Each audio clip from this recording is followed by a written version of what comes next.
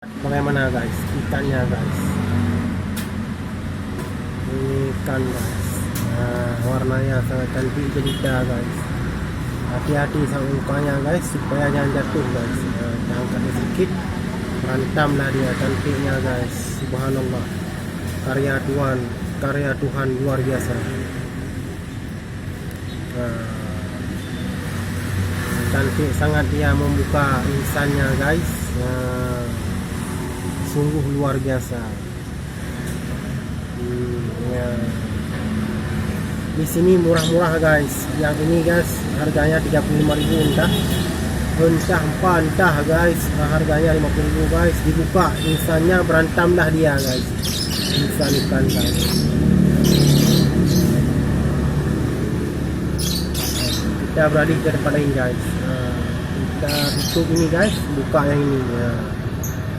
Bagaimana ini yang merah guys. Merah lebih cantik lagi guys. Warnanya membuat kita tersipu malu guys terhadap warna, bagaikan bintang-bintang kejora guys. Membuat kita sangat-sangat indah guys. Guys, ayo guys buruan yang hobi terhadap ikan-ikan cantik jelita ini. Sekali lagi guys, jangan lupa like dan subscribe YouTube channel Aceh Adventure Sosio guys, karena channel ini fokus sebarkan Aceh ke 5 benua guys. Ikan-ikan yang ada di Aceh guys disebarkan ke 5 benua guys. Amerika, Asia, Eropa, Australia dan Amerika guys. Ya guys.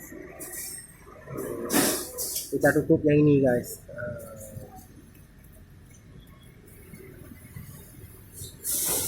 Kita buka yang ini guys. Dan guys, apa yang terjadi? Dia buka insannya. Cantiknya guys.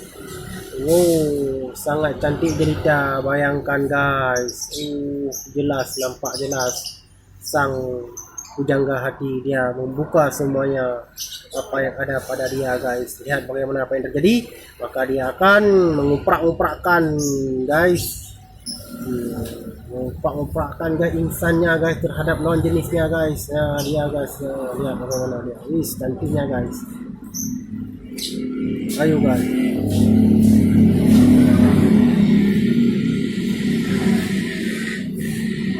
Ini guys, ini juga cantik guys.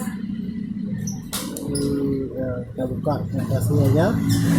Ya, lihat apa yang terjadi.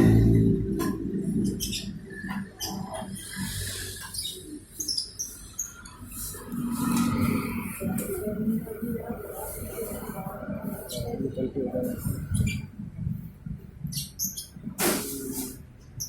Buka lah guys.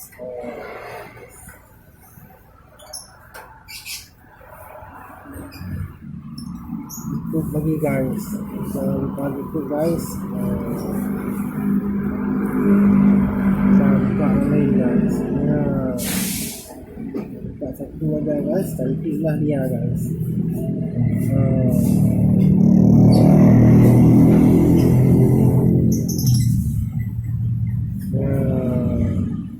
Dibuka insannya dia.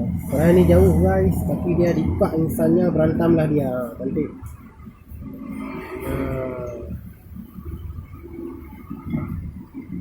Cantik sangat guys.